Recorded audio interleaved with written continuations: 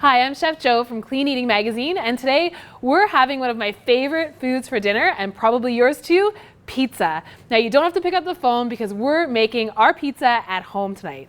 Now you want to start with a whole grain pizza dough, and I've made this one from scratch, and you can look online for our clean eating whole wheat pizza dough recipe, or you can just pick up a whole grain prepared dough at your local grocery store. Now I also like to stretch it by hand and not roll it out with a rolling pin. It gives it a really nice rustic look. So you want to start with a parchment lined baking sheet, spray it with a little bit of nonstick cooking spray, and then you can sprinkle it with a little bit of cornmeal. Now when you stretch it by hand, it doesn't have to be perfect, but you want to stretch it out to almost the size of your tray, and you want it to be nice and thin.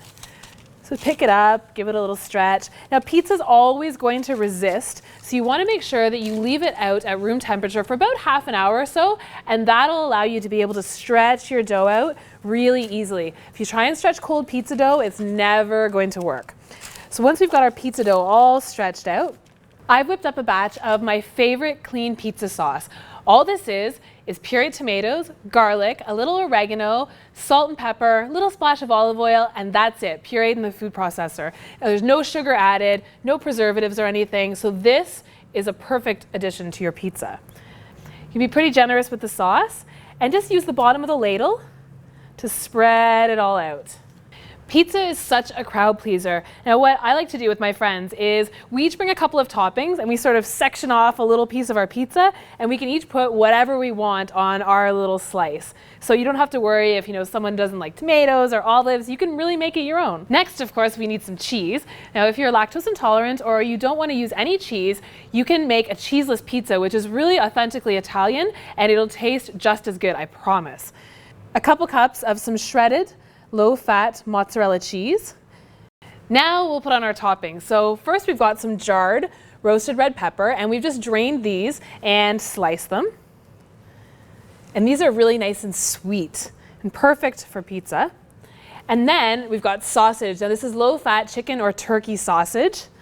And I like spicy, but you can use sweet or mild sausage, whichever you like. And then some olives. I love olives, and these are nice and salty, so just a few. And you can use green or black, whatever you like.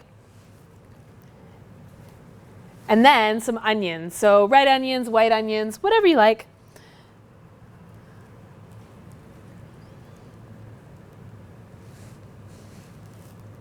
Now we're good to go. We're ready for the oven. We've got it preheated to 450 degrees, and you want to set the rack in the bottom third of your oven. That way you get that nice crispy golden brown crust on the bottom.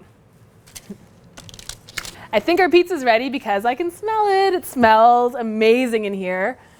Oh my gosh, this looks so good.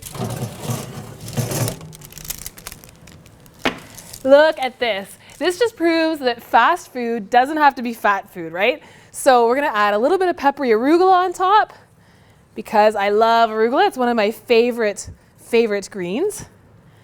And there we go. Looks like we got this from a restaurant. For more amazing pizza recipes, pick up a copy of Clean Eating Magazine and visit us again at cleaneating.com.